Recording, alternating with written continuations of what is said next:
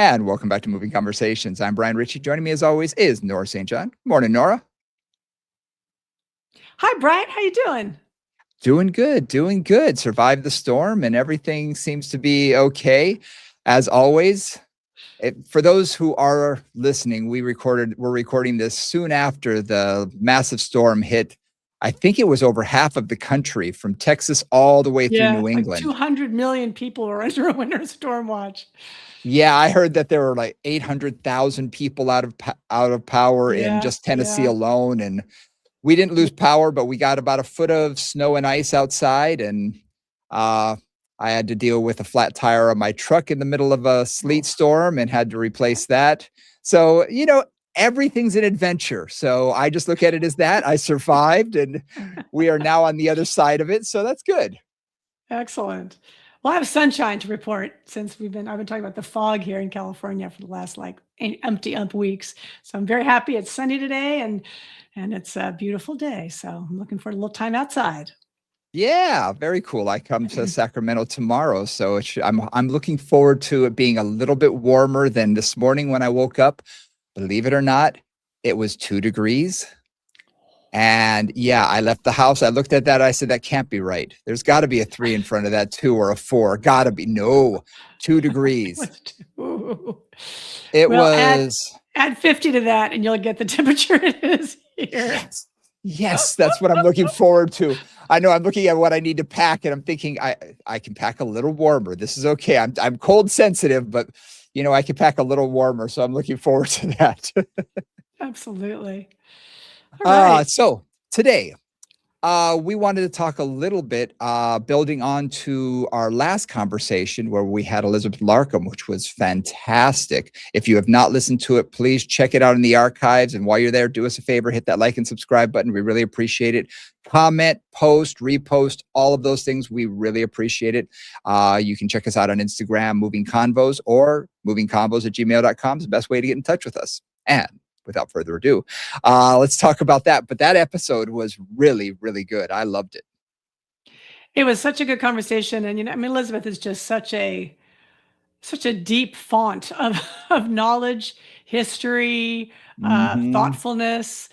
She's been doing this for 40 years and it's just, and she's been doing it with intention and attention for 40 years. And it really shows. And it was just such a lovely conversation. Really, really appreciated it. That word intention it means so much to me because I think when you've been working with the same clients or a certain population for a long period of time, it's easy to get into a routine. I'm not going to call it a rut, but a routine. You're still adjusting things. You're still making sure they're going on their way to their goals. But you get caught up in conversations sometimes. You get caught up in all of that sort of thing. And you may not have the same amount of intention as we could with the exercise. And she brought me back around to that saying, I really get refocused with that, get really refocused. So I did notice that myself thinking, okay, yep, refocus with that intention. So that was a good reminder for me. It is. And I think there's one story I sometimes tell. I had a client who I had for 16 years, twice a week, forever. I did acupuncture, we did body work, we did Pilates, we did the whole 9 yards. And at some point, I realized he asked me a question. He had some issue. And I said, well, let's go back to working on lumbopelvic stability. And he looked at me like, what's that? And, it's one of those classic moments of sometimes on both sides, they stop hearing and you stop pushing. Right. And that's just something to remind ourselves always. Loyal clients are wonderful. Clients you've had forever are wonderful. Sometimes you've got to say, hey, why don't you go work with so-and-so for a month just to get a fresh eye? Because I don't know about you, but how many clients, we both tell this story a lot, right? Have come back from working with another instructor and gone, oh, they gave me the best cue, or oh, they told me, and you're thinking, I think I've said that 500 times, but you finally heard it, right? So sometimes a fresh voice, a fresh perspective just really changes their way of being. Yeah. And that fresh perspective makes a huge difference sometimes because we can get focused on the minutia of whatever it is at that moment. I don't know about you, but a lot of times I'm sort of become not only the body detective, but the body mechanic. That they come in and here's what's broken this week. Here's what's Yes, broken this month. absolutely. Yep. And I happen to be good at that. So it's sort of Yes. like, all right, well, what happened? Da, da, da, da, da, da, da, da. Okay, we're going to focus the workout toward that just to Yep. see what's going on. And I'd say 90% of the time, they call me the next day saying, I don't know what you did, but that was a miracle. It's like, well, it's not. We just sort of know the routine and we know sort of Right. the path to take, and it gets you there. It's good. Yeah. Yeah.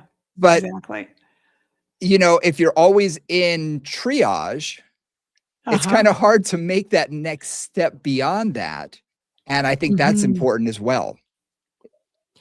One of the teachers I worked with, Diana Harold, who I worked with at St. Francis, she had the most wonderful way of just continually pushing people.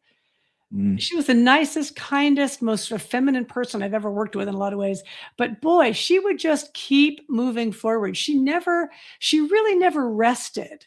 mm, Some teachers you see and you see them like sitting on the reformer next to the client, or in your case, sitting on the table next to their client, sipping a cup of coffee and talking about a movie.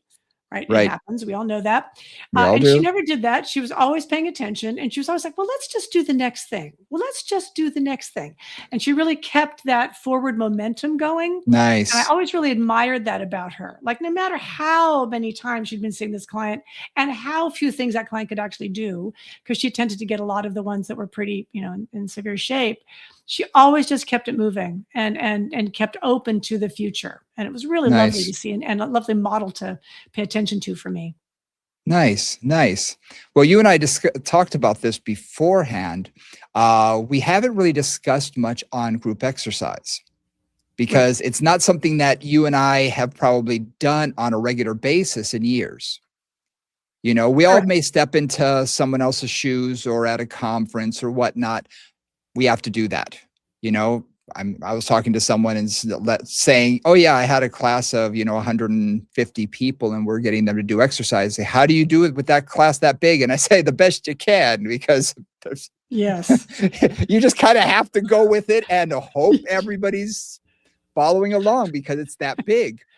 Yeah. But that's really the extent of, I think, what you and I will do nowadays for group exercise, unless we are focused on that. But because we're so focused on also doing rehabilitation, special populations and whatnot, thought it might be a nice way for us to talk about that and how do we bring that into the group environment, because not everybody can really afford necessarily, one-on-one sessions, especially on a regular basis. So how can we take that to the next level? Exactly. Because so many people, so many instructors come up to me and they say, I'm teaching at Club Pilates, or I'm teaching at another big group exercise place, or I'm starting group classes. I've got 8 reformers in my studio. And this Mhm. is the challenge I'm having. What is the challenge they always say? You've got multiple levels of people, right? I've got Everybody's Alice over different. there with spinal fusion. I've got Joe over there who just had a knee replacement. I've got Louise in the back who's got frozen shoulder. And that's just normal. Like, that is Yeah. what happens many, many days in these classes. Pilates, for better and for worse, and I'm speaking specifically to Pilates here, has a reputation for being helpful for special conditions. Mhm. Well, Mhm. yes. And that the group environment is not always the easiest place to get the work done that maybe your practitioner or the person who referred you to is hoping you can get done. I think 40 years ago, 30 years ago, we weren't seeing the same populations continuing to exercise this late into their lifespan. You weren't That's true. having Yeah, 60, 70-year-olds wanting to take a group exercise class. I think baby boomers have really changed that, because I know a lot of my baby absolutely. boomers, especially in this area. Okay, I'm in an area that, has a little bit more affluence, but they're like, I I have now retired. So now I want to have fun and what I want to do with my life. And I'm going to travel and I want to spend time with my grandkids and I want to play this sport, or I want to go hiking and I want to do this. And it's much different than years and years ago. When I think of my grandparents being 60 years old, oh my gosh, they were ancient, because at Right. 60, they're having a hard time getting out of a chair and they're Yep. moving really slow. And Yep. now I look at my clients who are in their 60s and they're just getting going. They're thinking, oh man, I don't have to work full time anymore. I can travel, I can have fun. it's a different environment. And these are the people that are now coming to us and may be in your group exercise class, whereas they weren't 30, 40 years ago. That's really true. That's absolutely really true. And one of the things too is, and there's a lot of research to back this up, that the expectations, physical expectations of people in their 50s, 60s, 70s has completely changed. Big With time. honestly, my generation and your generation, we just have completely different expectations about what our body will be able to do and for how long than Mhm. certainly than our parents or our grandparents did. And because of that, and I always say this, then people show up at class and yeah, they may be in good shape and they're 65 or they're 72 and they're in good Mhm. shape, but very often just getting to that point, they've had a knee problem or a neck problem or a shoulder or something that they're managing, Mhm. managing better or worse, but that they're managing. So when they come into that class, you've got to oftentimes the instructor, because I've had to do this a few times in my life, on the fly go, okay, you're going to be over there. I'm going to change my entire program because those two people can't do these 3 exercises I was Mhm. going to do. So, quick, rapid change in the brain. Okay, I'm going to go this way instead. And I'm going to make sure to tell them to do this and add a prop over there. Right. And you've got to Mhm. do that you've got to do that re-evaluation quickly, right? And almost instantaneously. And Yep. then try to adapt everybody, make sure everybody's safe and everybody is having an effective workout. And it's a big thing. It's a challenge. Y Oh, it's a challenge. When I was teaching more group exercise, around this time of year, you would have all the newcomers come to a Right. The class. January. Yep. Right. And all the regulars are used to a lot more high intensity, or they're used to their routine, which my Right. group exercise back then was a lot high energy. You're doing things that an average beginner may not do. So like you said, Right. on the fly, you learn how to, okay, now you three, I want you to do this. And everybody else, we're going to be doing this. And it's one thing to be doing it with a beginner versus an intermediate or advanced. It's another thing when you have a very specific population that may not Yeah. be able to bend their knee as much, or may have a frozen shoulder, or may have, whatever it is. And they show up and you're thinking, you really you really should be doing a one-on-one. You really shouldn't be doing a class, but you don't want to kick them out either, because awesome that they're there. And you want to be able to Right. get them to do something and feel Yep. part of the class without feeling excluded from everything. And it may be what they can afford, right? Especially in Absolutely. Pilates, group training too, but particularly in Pilates, it's very expensive and privates are Mhm. very expensive. And not everybody can afford maybe ever to do a private. So all Mhm. they've got is the group experience. Now, I've got a bunch of suggestions. And again, I know a lot of these are not practical in every situation. So, we'll talk about some of these things. And this is going to be one of our strategy sessions. So Brian will say something, we'll kind of go back and forth on a bunch of Mhm. thoughts that we have.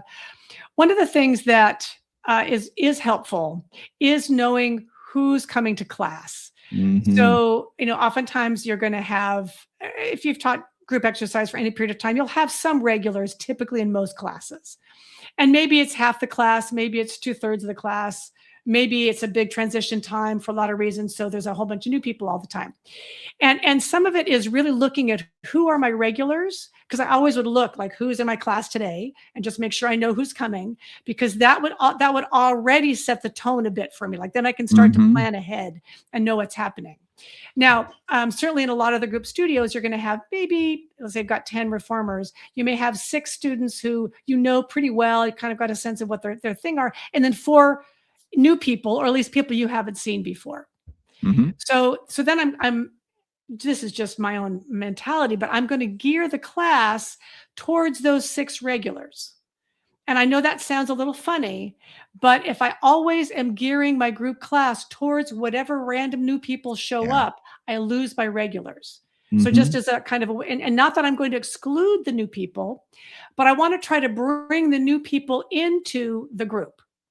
Yeah, because Mhm. that's a lot of what I find in group classes of any kind is it creates community. And if you can really create community, then you have longevity, and then you have people who keep coming, right? You have compliance, Mhm. and you have a regular, steady clientele. So those are just some things to think about. It's like remember who that main group is, and especially if you know their conditions already, figure that out. Then the next thing is with new people, I always come in early to class. I'm always hanging around, greeting the people that I know. And if somebody new comes in, it's like, hey, hi, I'm Nora, I'm the teacher, blah, blah, blah. Are there any things that you're dealing with that I should know about? Like anything that I need to be aware of? And I try to get that information ahead of time. The Mhm. worst situation is where you got three new people who show up at the last minute or even after class has started, and they lie down on the reformer or whatever you're doing and they start working, and 5 or 10 minutes in they go, oh, I just had a knee replacement, or oh, I have a light, whatever, right? Yep. And that happens, and that is so challenging, those moments. I like that. I think filtering is important Hmm. because in an environment like this, it is important to meet people who are new, talk to them, and at least get a brief understanding of any of their limitations, Right. because that's going to really help me dictate what I'm going to do with them. Now, for me, I'll be honest, I prefer not to teach in a group environment, especially when I have, because I'm known for rehabilitation. So most of the people that come to me are going to be doing that. But I've had husband and wife, for instance, say, we want to train together, which is a duet. Sure. Well, you have one who's 6'2", the other who's 5 foot nothing. One has had a knee replacement. The other has currently active frozen shoulder. And you can just go down the laundry list of things. Well, Exactly. it's very Uh-huh. difficult to have them do a similar-ish workout when their needs are so different. And in a Exactly. group, and so a lot of times I will say, okay, I prefer not to do that because I want to give each of you a good experience and make sure that we're not just focusing on one and not the other, or vice versa. And in a group environment, what I find is it's challenging sometimes unless you do that filtering as they walk in, and you can sort of keep an eye or be willing to say, you know what? I want you to be right up here, right up front, right by me. So I can guide a little bit more for this person. Now, I'm not going to give them a one-on-one while everybody else gets a group, but I will say, okay, on this one, don't do one-legged. I want you to do two. I'll make sure you keep both feet on the foot bar while I'm still, but I can sort of whisper to them or talk to them and be closer to them than the rest of the class. I know a lot of times they want to be in the far back where no one can see them, but I want them up front so I can help keep them safe. Because the last thing I want is for them to walk out of there in more pain or more discomfort than they walked in. Absolutely. Absolutely. So a couple of other thoughts that I've had and things that I've done with various classes that I've run. One is to have a focus for the class. And Mm, this helps me anyway. And I know a lot of people don't work this way.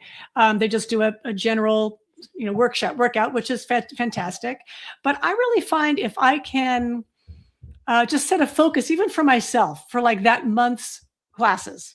Let's say I'm going mhm. to focus on the shoulder and how the shoulder works, or the low back, or the hips, or the knees, whatever I'm going to focus on. And then I really plan out, like, for that month, even though not everybody's going to come to every class. I kind of plan a way of saying, okay, let's introduce this concept, work with that concept for a week or two. Let's add this concept in. Now we're going to work with that concept for a week or two. And Mhm. really, that's both educational. It also allows me to then really focus on the people in the class who might have an issue related to that body part, and to kind of really bring them in and focus on their issue while everybody else is getting a lot of the same information. And I've done that with, I teach a lot of instructors, as many of you know. Many of you, I'm sure, have been in my classes. And a lot of times I'm teaching a class on a specific topic, right? I'm Mhm. teaching a class for low back pain. I'm teaching a class focused on the shoulder or focused on mobility or whatever I'm doing. And if I really keep that focus in mind, I find if I do that, and if they all know that, like, this is what we're doing this month, then that helps all of us to work together to the same goal. Even if so and so's doing it on a red, so and so's doing it more lightly, so and so's not using the springs at all, like, whatever, I can kind of Mhm. moderate that more easily. So anyway, that's one thought that I've had in terms of bringing special populations into a group environment. Now, that actually leads into what I've done in the past. When I first learned post rehabilitation, uh, people that I learned from, they had something that came from the physical therapy world, which were called back classes, where they Hmm. would all start. There would be education component, there would be workout component, and it Yeah. would be 4 weeks long, 8 weeks long. You could design it to be whatever, however long you wanted, but there had to be an educational component. So you're really educating them about their condition, and then you're taking them through specific exercises based on that condition. Now you can do shoulder, you can do knee, you can do hip, you can do any of the issues that are out there, but it's a way to keep the number smaller, so you could limit it to 4 people or 6 people or 8 people, however many you feel comfortable with. But you could really focus on a specific issue Hmm. and work it that way. Now that's very much purely rehab oriented, and it can be very beneficial and can be very lucrative as well, because as soon as people realize that you're doing these sort of back classes, oh my gosh, it's because group exercise for low back pain. Oh, that's exactly what I need. And so you can become lucrative. The problem is losing the clients that you're seeing one-on-one who are coming to you for low back pain, who are now, I can pay a tenth of the price and get the same exercises or similar. So there's some of that you have to sort of weigh out in your own practice. Hmm.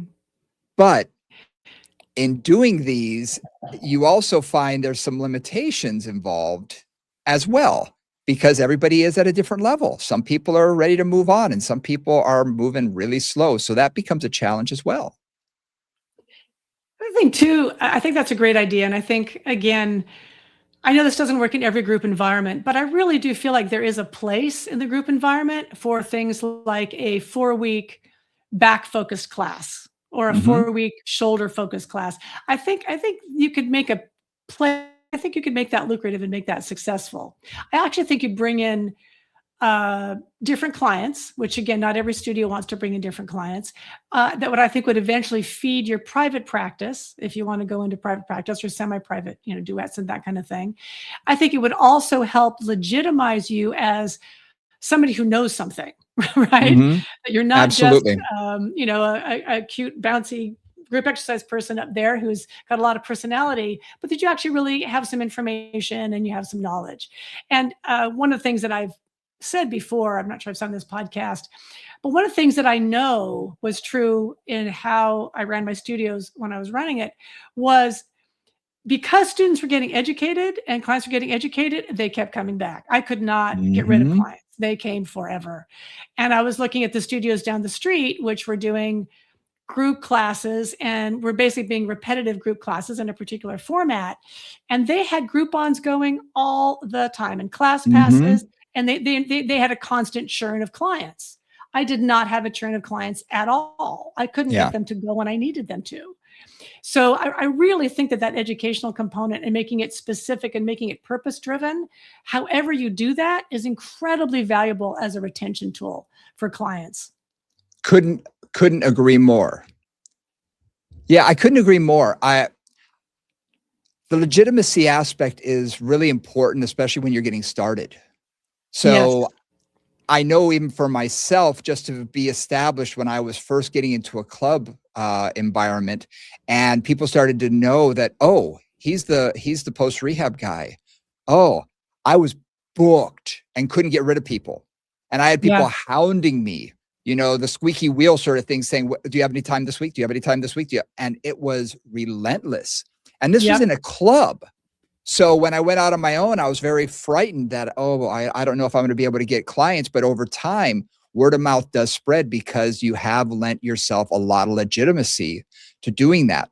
Now, if you had your own studio where you could do a small class where you could do 3, 4 people, if you have enough reformers, or if you just have enough space to do it on the floor or whatever, having those specialized groups can be invaluable for Mhm. them as well as for you in the Yeah. community.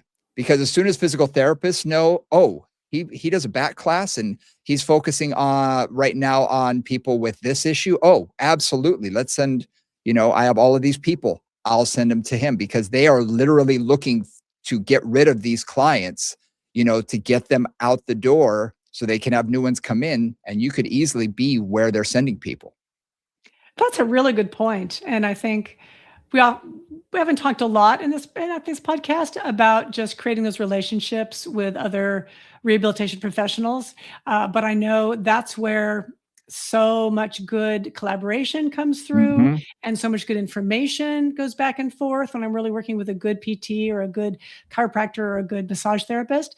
It just makes such mhm, a big difference and can really improve clients' outcomes so quickly. But I love this idea of really saying, like, I'm putting together every month you do a different focus, like, 2-hour class four times during the month on the shoulder. mhm, And some of it's education or information, and some of it's exercise. So that students come away with a home program with a lot of information about their body because there's some assessment along the way. mhm. And that just helps the PTs and the rehab professionals have somewhere to graduate people to. Yeah, Yep, and then it can also yep. build your private practice in the same thing. So I love that whole cycle of that. Yeah, and you use a perfect word, graduate. Yeah, I think a lot of my clients, when they start physical therapy, some of them do have the intention of there's an end date, but there are some clients who just sort of feel like this is what I'm always going to be doing. This is what we're going to be right. doing. Yeah. And it's sort of like, no, this is not a forever Not what it's thing. designed for. No. So they are Yeah, always looking. And I've got a number of physical therapists who send people to me and chiropractors who send people to me. It's you're ready to go on. And here's someone who can help you with that. And once they realize, oh, okay, and I'm in safe hands, I'm not going to get hurt. Now, in the environment where people can't afford one on one, the group atmosphere is a great place to start because you can say every month we start a new class. And it's, oh, perfect, awesome. We're going to start you off next month, this time, da da da da da da. And it can be really beneficial. And again, it doesn't have to be just the back. You can do the shoulder, you can yeah. do lower body, you can do any of these things. Because I hate to say, but a lot of knee issues, you're going to be doing similar-ish exercise. Yes, I'm not saying a exactly. generic exercise, but similar-ish that you could say, oh, we have 2 replacements here and 2 meniscal tear operations. Okay, cool. We can sort of gear toward that when you know the difference between them. But in general, a lot of the exercises, especially weeks 2 and 3, are going to become very similar to one another. Exactly. And I mean, the main difference there is just if you're dealing with a low back issue where there really is a flexion bias or an extension bias. But even Bingo. that, even that's a pretty simple, like, okay, you're going to do this way. You're going to do this way. Like there's a pretty easy A and B versions of the Yep, exercises. And that makes that pretty straightforward in a lot of ways. Um, exactly. yeah. And this can go into a group exercise class. Yeah, I mean, we're talking about more of a Mhm. small group kind of situation with or without equipment. But in a group exercise class with a lot of people, you can also say, hey, our focus for this month is going to be on the low back. So we're going Yep, to talk about neutral. We're going to talk about how you engage the glutes. We're going to talk about balancing the two sides of the body. We're going to talk about oblique, whatever you're going to talk about. And then those can be the focus for the month. And if you know you have a focus, you can also then gear, okay, you 3 people, you new people, you're going to be right in front of me. I love that, Brian. That always works yep. best. Or you guys are going to be here. People that know what they're doing can be over there, and you guys can go on to that. You guys can go on to that. We're going to focus on some of these basics. Yep. And I like the fact that you use the word focused rather than we're going to be doing rehab specific exercises because there are some people who don't consider themselves, I need rehab. Yet, let's face it, most of the people that come to me, I've been working with for years, we're still working that direction because remember, whatever you've had, if you've had a knee replacement, you've always had a knee replacement. You have to keep that in the back of your head. That's not going to change. If you Yeah, had a frozen shoulder, that's not going to change. You may have recovered from it, but there may still be limitations that are still lingering. And it's something that needs to be in the back of our mind. When you say we're going to be focusing a lot on the low back this month and working on stability or working on mobility or focus, when you use those words, it doesn't necessarily have to be we're going to be focusing on rehab. We're going to be focusing on the low back and really fine tuning the core in a very specific way. Oh, okay. Or it's now spring. We know you're going to be out in the garden a little bit more.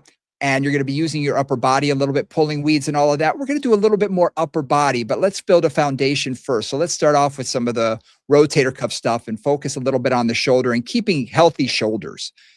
Oh, Exactly. okay. Healthy. I like that idea instead of, yeah, we're going to be focusing on shoulder rehab this month, because some people are just like, no, tune out.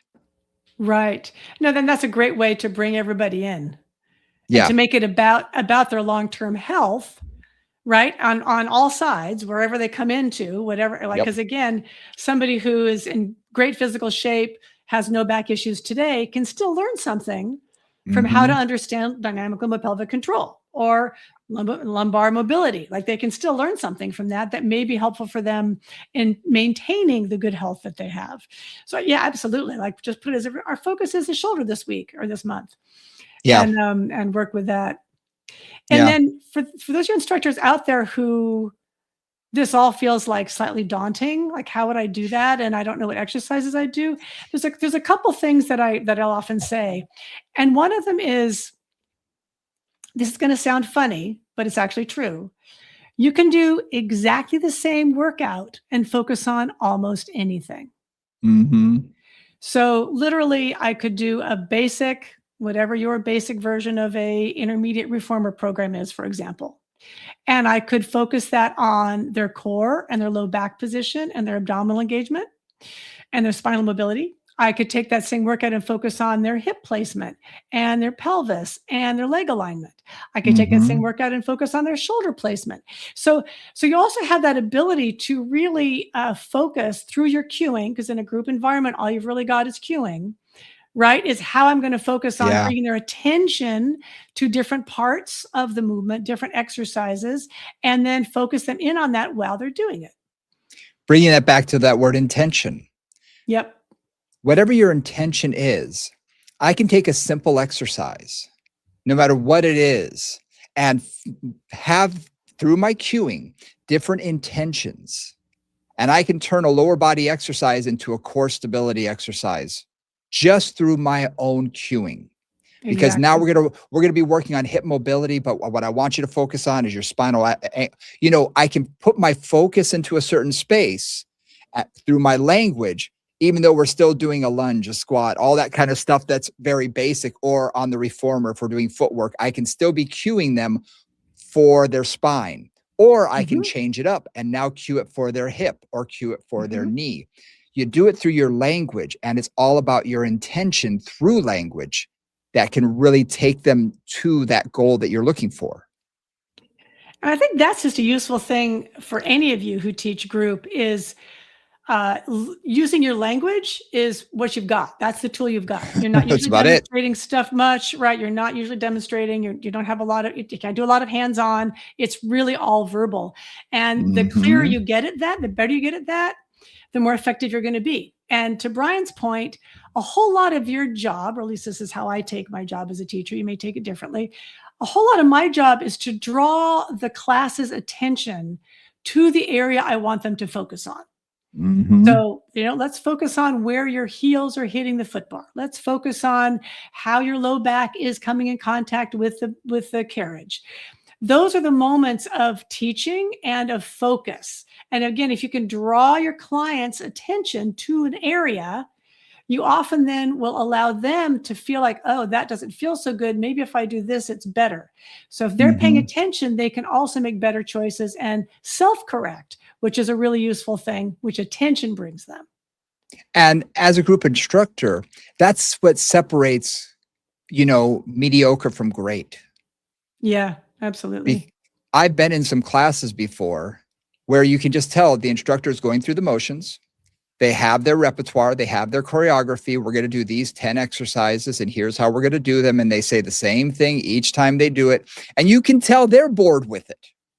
Right. Absolutely. But when you put your phrasing and your intention, and you really draw their attention toward a specific thing and a specific goal for the exercise, and you're teaching them, why are we doing this exercise? I chose this one because this weekend here and there, we just had this massive storm. So guess what? I know a lot of you were outside shoveling. So I bet a lot of your low backs are a little tight. So we're going to focus a little bit on spinal mobility today. So we're still doing bridges. bridge is a bridge is a bridge. There's 50 different ways to do it, but I'm going to put their attention more into, okay, do you feel that lengthening now? We're lengthening the lumbar spine. Good. Can you reach out through your knees more? Can you really feel your spine rolling down? All of these cues that are specific for spinal mobility because they need to lengthen that. I can begin to cue more for that. And that's what is going to separate the good from the great or mediocre from the great. Always. And one of the things I loved about talking to Elizabeth is, again, I've been in many of her classes and watched her teach many, many times. And her specificity of cueing is just superb. Just superb. And her ability to Mhm. draw your attention to an area you may have never thought of. Like, oh, look, I'm thinking about my back upper ribs. When was the last time I thought about them? Maybe never. Mhm. And just drawing your attention to an area which, as soon as you focus on an area, and this I think is true for anybody who can focus on something, or some clients can't, but those who can, that gives you information. As soon as you pay attention to something, like, I never thought about that. Does that feel better to be more rounded, or does that feel better to be more extended? Mhm. Oh, this feels better. And it allows you that opportunity to make changes. Yeah. Yeah. And like I say, it all comes back to whatever comes out of your mouth is all that they can do in a group environment. You're not going to be hands-on, at least not in the same way as you are with a one-on-one. So language Right. is the one tool you have. So that is the other thing that I'm going to say is as a group instructor, you have to be even more specific with your language than anybody doing a one-on-one session needs to be. Because let's face Absolutely. it, my hands are my shortcut. I can walk behind Mhm. someone and I can touch their scapula with one finger and say, I want you to focus here. I'm now drawing their attention to that. In a group X environment, I would have to say, I want you to feel the bottom corner of your scapula. Can you feel that? Now, the muscles attaching there, I want you to think about pulling those together. There's a lot more language involved, and I need to get better at that in order to get my point across rather than just going, boop, right there. This is where I want you to focus. I want these 2 points where my fingers are, get them closer together. Again, my hands become a shortcut and I use them all the time. So when I do have to teach a larger group, I do find myself, I got to stretch my vocabulary a little bit. I have to really stretch my words to get the point across.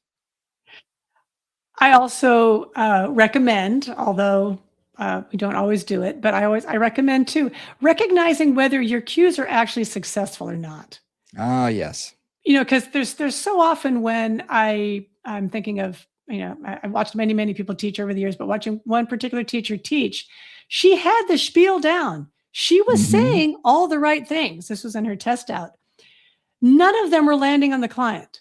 Oh. Like, none of them. She like, and they're gonna do this, and they're gonna do that, and I feel this, and blah, blah, blah, blah." I mean, she didn't stop talking either. So the client was just getting sort of overwhelmed by words, but she just kept going. And it was like she didn't pay any attention at all to whether anything she Uh-huh. said was actually reflected in the body she was looking at. Hmm. And that's true in a one-on-one situation. In a group situation, it's even more true because you're going to throw out a cue, a shotgun cue, and it really is like a shotgun cue. Now, some people, that cue lands perfectly and they make the change you want Hmm. them to make. Other people, that's actually the wrong cue for them and they overcorrect in another direction. Other Yes. people just aren't paying attention at all, right? You've got that whole swath. So one thing I often say there is, okay, guys, right side of the room, you guys think about this. Left side of the room, you guys think about this. Oh, nice. Just somewhat arbitrarily, and I'll also just give different cues, right? So Hmm. the other thing I cannot recommend highly enough for everybody who teaches the kind of stuff that we do is have 100 ways to say anything, Exactly. right? Like, not just drop your shoulders, not just put your shoulders in your back pocket, but take your shoulder blades, slide them down your rib cage, take it, like, all the ways that you can say the same thing. Hmm. Because again, sometimes one will land with half the group and one will land with the other half of the group. You don't know who that's going to be.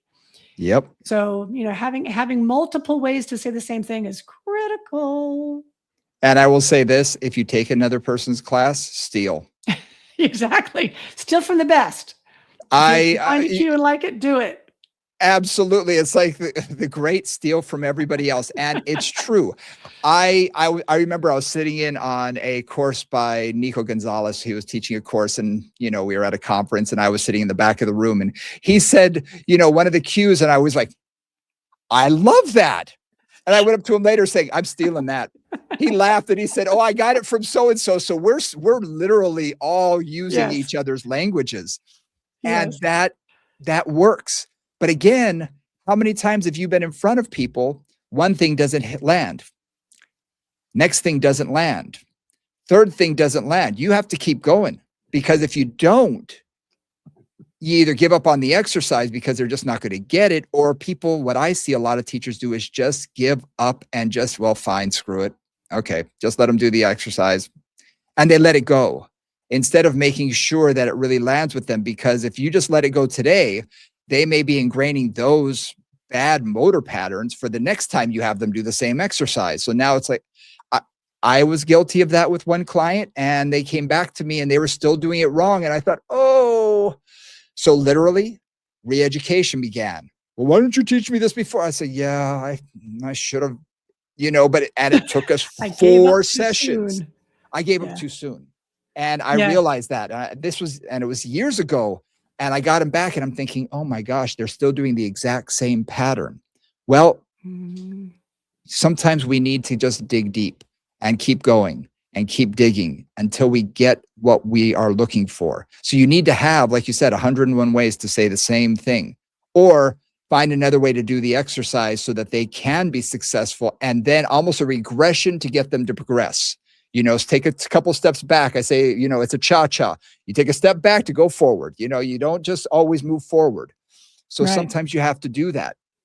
And it's okay to do that even in the group environment, where you say, okay, we're going to try this for a second, then we're going to go forward. It's okay to, but you need to have 1,001 ways. Absolutely. You do. And to your point, when something really just isn't happening, and I've had this experience a few times where you decide the group should be doing this, and you give them the cue you think is going to work, and it is absolutely not working. Like nobody is doing what you want them to do. And you can fight it. You can try to give it a couple shots to try to improve it. And then there's also a good point to just go, let's go on to something else and just drop it. Right. And know that, like, in your mind, okay, I've got to come back to that in another way at some other time, but I've got to let it go now because it's not doing any good right now. One other thing that I wanted to say about working with different levels in a class, and I say this all the time. I'm going to say it again because I think it's absolutely the right thing to say. If you have a really mixed level class, like you've got 6 people that have been coming forever and know everything's going to come out of your mouth before you say it and are pretty proficient, and you've got a couple more that are coming along, and you've got a couple more that are really not getting it at all. If you have that situation and you want to provide a workout for those people who are more proficient and not leave out the rest of them, what I always say is, like, as the instructor, I'm going to show or cue the beginner version. And whether this is a mat class and I'm showing it, or whether it's a reformer class and I'm talking it through, I'm going to cue and focus and start everybody off with the beginner version, for example, that I know these guys over here can do, these 4 guys can do. These 6 guys are going to get bored pretty quickly. And then I can say, okay, you guys who know more, add this piece, and I just give them the verbal cue for it. Nice. So it's not something they already know, like, okay, you guys are going to go on to single leg, for example. You guys are going to go on to doing this turned out or whatever. And you guys are going to stick with what you're doing. Right. And so and again, you can't really do more than 2 groups roughly like that. But I've done that a lot. And the key thing there is, if you've got real beginners or people you're concerned about in the class, you need to model for them, and you need to cue for them, and know that those who know more and can do more, you can throw out a cue for them, like add this or add that or whatever, or go on to the next thing. But you've really got to model for the beginners. Otherwise, those who don't know what they're doing are going to try to follow everybody else and often screw themselves up. So that's something I'm always a little cautious of. And that's something we have to be mindful of, because people will parrot whatever you're doing. So if you're only showing the higher level stuff, even though you're saying you guys stay with 2 legs and you start modeling the 1 leg, guess what? The people are going to say, well, I think I can do that. And they're automatically, or how many times have you seen this in a class? They're just not paying attention, not with their ears. Right. They're watching, but they're really not taking it in with all of their senses, because they're overloaded already, because especially if it's new, and they're really trying to take it in, and all they're doing is watching. Well, when you go to 1-legged, they think I need to do that too. even though you Right. just said stay with both legs. So what you Right. said is great. Reverse it. Stick with what they are doing because they're going to be watching like a hawk because they're the ones who are, who are They don't know new what at they're this. doing yet. They don't know what they're doing.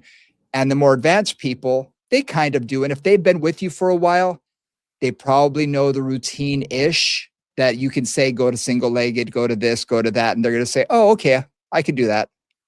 And they can move on safely. So that's a great idea. One other thing I have, again, these are problems. We're doing problem solving here. One other thing is one challenge, certainly with rehab oriented clients in a group class, and this has happened more than once for me, and I'm sure it's happened for you, is that client wants all of your attention. So you're in a class, excuse me, but blah, blah, blah, blah, blah, right? I can't do this because da, da, da, da, da, da, da. And you've got options there. The challenge, of course, is many of us want to make that person happy because they're the squeaky wheel, as it were. But I know that if I make that person happy and spend my whole time, and then the other 9 people are going to be looking at me like, why are we here? What's happening? I'm getting bored. This isn't about Alice's private session.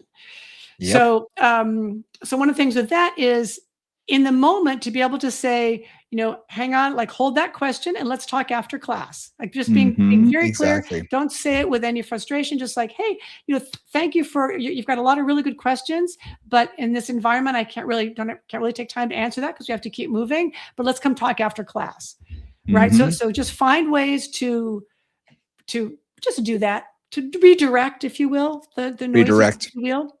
Yeah.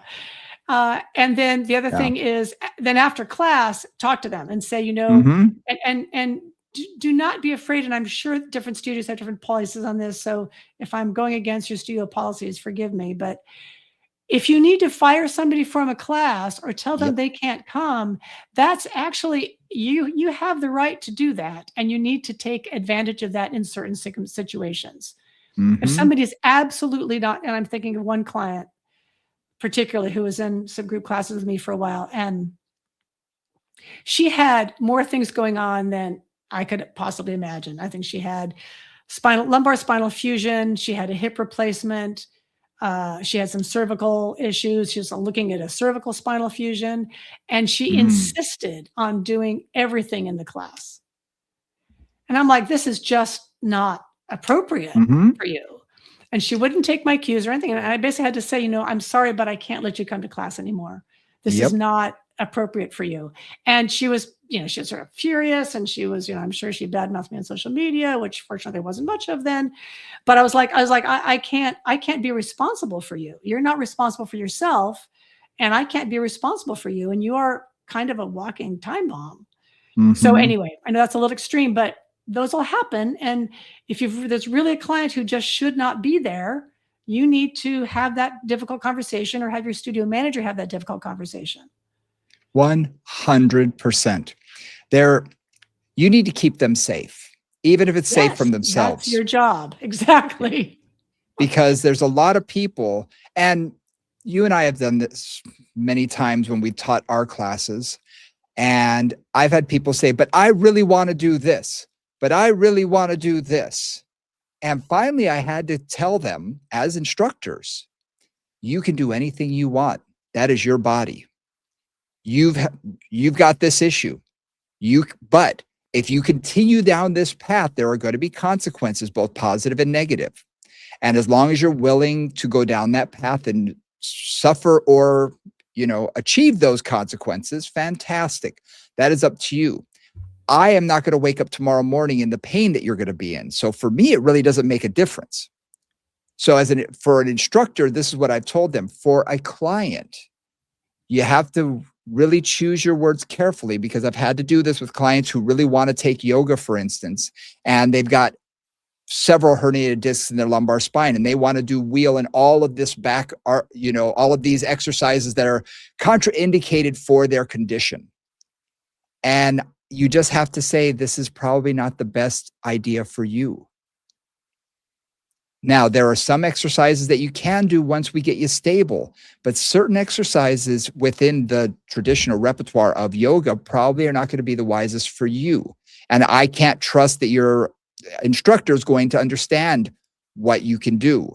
So here's what I need to do. And I need to involve them in here's your safe positions and here's your contraindicated positions. Now, can I do that in a group environment? No. I Right. can't take that kind of time. So Yeah. those are the moments where you have to talk to them afterwards and say, you are not in the position where you have a strong enough foundation or you have too many things for this level of class. There may be a level for you. I may not teach that level, or this may be an opportunity for you to maybe see me for 1 or 2 sessions so I can teach you about this. And then maybe you'll be ready to do the class. And I've actually had, when I was first getting into this, a number of people when I've taught group exercise, because I'd have to fill in because I had experience with it. And I'd have a number of people afterwards say, oh, that was really challenging for this, this, and this. And I'd get them as clients afterward because they realized that they weren't strong enough, but their original teacher just didn't see it because they didn't have the same level of experience. Nothing wrong with that. Right. They will eventually. So it gives you an opportunity to explain to them, here's what's safe, here's not. Let me have a couple of sessions with you so I can teach you what's safe so that you can be successful in the class that you want to take. Now, with that in mind, because you're talking about contraindications basically, and how you deal with that, the biggest one for me, like the most major big red flag in my brain, is osteoporosis. Yeah. And the primary reason for that, much like you said with yoga, is the traditional Pilates repertoire. Much of the traditional Pilates repertoire is contraindicated for osteoporosis, especially when you add load to it and you add a group class where people are maybe going quicker than they would have otherwise and that kind of thing. So certainly at the very least, studios should know the status, the osteoporosis status of any client over, let's say 55, certainly 65. Mm-hmm. And they may want to offer an osteo specific or osteo safe workout, because there's fantastic safe Mm-hmm. workouts on the reformer. You just have to be careful of a few things and really adapt the traditional repertoire to accommodate for way less loaded flexion and rotation, that kind of thing. And I think that alone would be really a valuable safety thing for certainly the Pilates group community, is to have those classes available.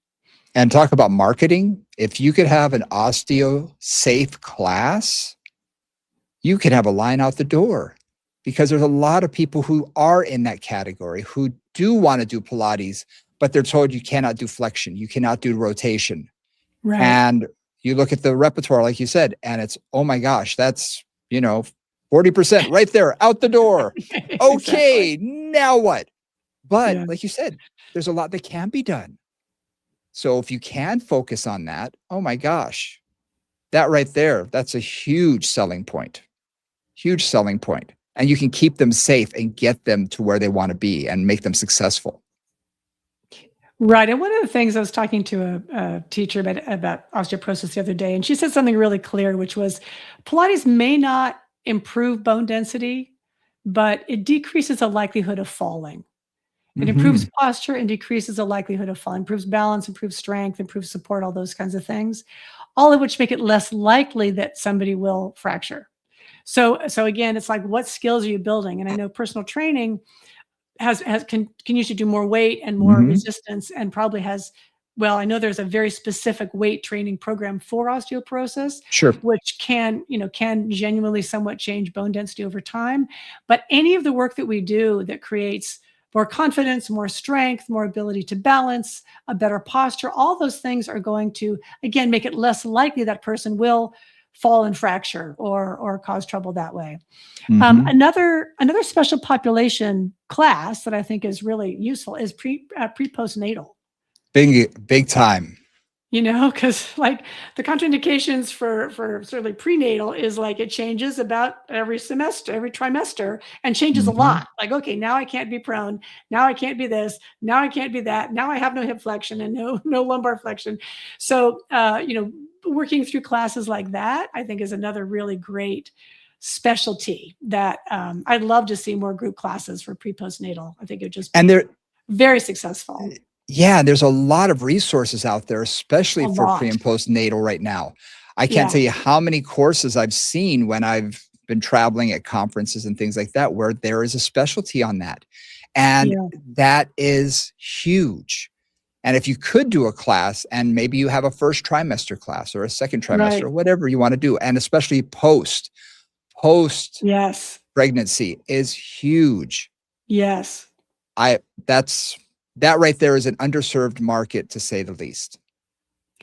Yeah, because I mean, I travel all over the Pilates world and I hear people talking about those classes, but I don't see them on schedules. I don't either.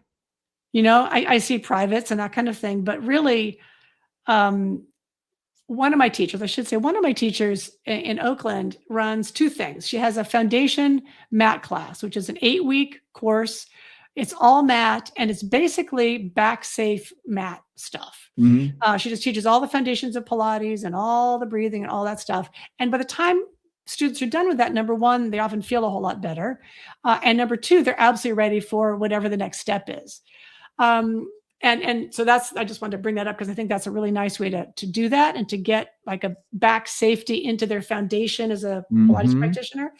But then like I keep looking for again, maternal health. Like how do you make these women safer?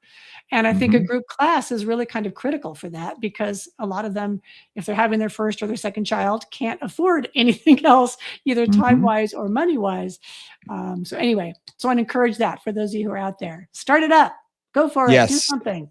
Get this going. absolutely. Yeah.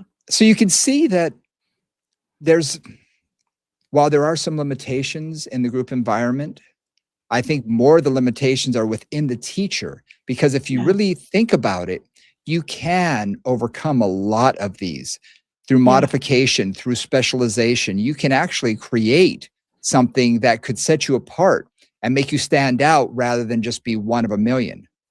And that, I think, is a great takeaway from today is, let's focus on that rather than, oh, we really can't do group exercise because you have this or you have that, or I don't want to teach a group exercise class with this person in it because of this or that. I think so. A Yeah. lot of a lot of tips and pointers today. A lot of hopefully things for you to Hmm. think about if you are a group exercise teacher or are thinking about it. I know this is very focused on Pilates, but a lot of it also does relate in the Oh, personal training space as absolutely. well.